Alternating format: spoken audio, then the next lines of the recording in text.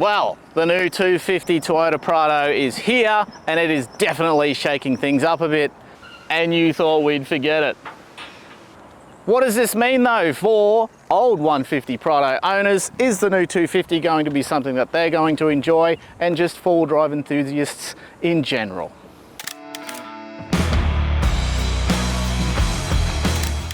So first things on the table, was this vehicle actually made for the Australian market? Look, in my opinion, I don't think it was. I don't think we got much of a think or a look into what this vehicle was designed for. I mean, look at it, the design of it, the way that it's been put together, very much towards the US of A market. Go get them, guys. A lot of energy, a lot of focus. Shut up. Right down to the bloody name. In America, apparently it's a Landcruiser. Here in Australia, it's always been a Prado. I think it's always going to be a Prado. Australia, America. Australia, America. America! So what's new about it? Well, it's got the same chassis as the 300 series Landcruiser does, and we now got a 2.8 litre with a 48 volt assist, which is powering the new 250 Prado. It's definitely a boxier design. Kind of think 300 series meets 79 and they've just... All right, so where does this thing fit in the Australian lineup? Look, it's not quite the 300. It may be a little bit better than the Fortuner. We believe that this thing has got the potential though to be a really good all-rounder for the family. So the Prado originally came out in 2009, and finally 2025, so what, 16 years later, we've had the facelift that I think this particular model deserves. So going from the 150 though to the 250, what's different about it? Look, 15 to 16 years of revolutionary technology. What the hell are you? Has definitely changed how it feels, what it looks like on the inside here.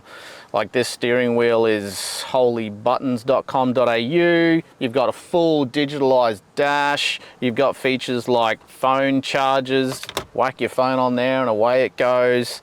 Infotainment system, climate control.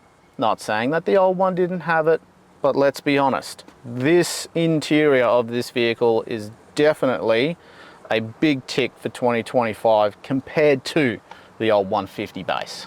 Look, this thing still definitely feels very Toyota, very 150 series. Things are in similar places. You still got things like your chill box here, mate. Put the kids' yogurt straight into that. Keep it nice and fresh for the day.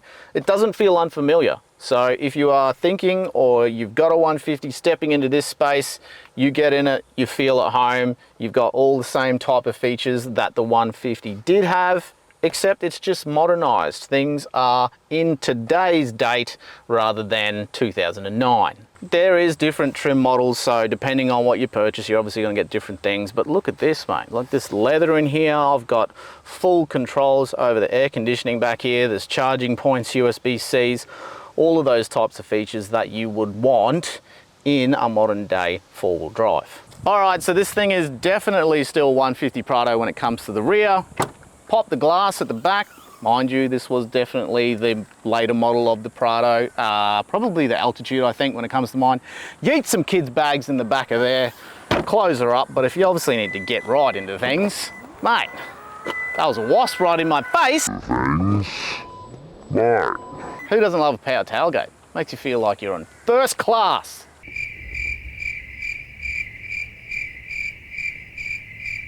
So now to the big pain point that everybody on the internet seems to be blowing their minds about. It's a box in the back of a car, so get over it. Like, if you want to sort it out, we've got a fix for you for that. Just like the 150 series, but they had the old foldy seats up on the side, which was a major pain in the bum. Just take them out. If you don't need them, get rid of them. We've got options for you. That's not going to be a problem. But it's very similar. If you have a multitude of children, the 150 had seats in the back, so does the 250. It's going to sort you out if you need passenger room. And if you don't, like I just said, we got a fix for you. Well, speaking of fixes, because this thing is so similar to the 300 series chassis, GVM suspension, mate, they're all coming out. They're all coming out very soon. Another thing, because it was designed for the States, those guys are going to go bonkers over this thing. So I am pretty excited to see what happens over there in aftermarket land, and definitely what's going to happen here in Australia, because we are mad. Am I allowed to say that? I'm a peacock! You gotta let me fly! I just did. Things like bar work, roof racks, mirrors, all your accessory guys are definitely going to be available for these things very, very soon. So this platform, I believe, has got a massive amount of potential, and I think it's going to be very, very popular. So there you have it. I'm pretty impressed, and if you are a Prado purist, make sure you put in the comments below, tell me what you think about the new 250 Series Prado, and if you've got a 150, even if you would consider moving into one of these. Well, if you like this episode, make sure you give me a thumbs up. And if you don't like seeing my face all the time, make sure you subscribe. That way you're not going to miss out on anything that's coming up. Can I go now? Yeah, I'm going to go anyway. I'll see you guys back at the bore shed. See you, bye. With the new 250 Series Prado setup, base system, it's all going to come. This thing came out in, it's all going to come. That sounds terrible, eh? Oh, hang on. We'll wait for these lads.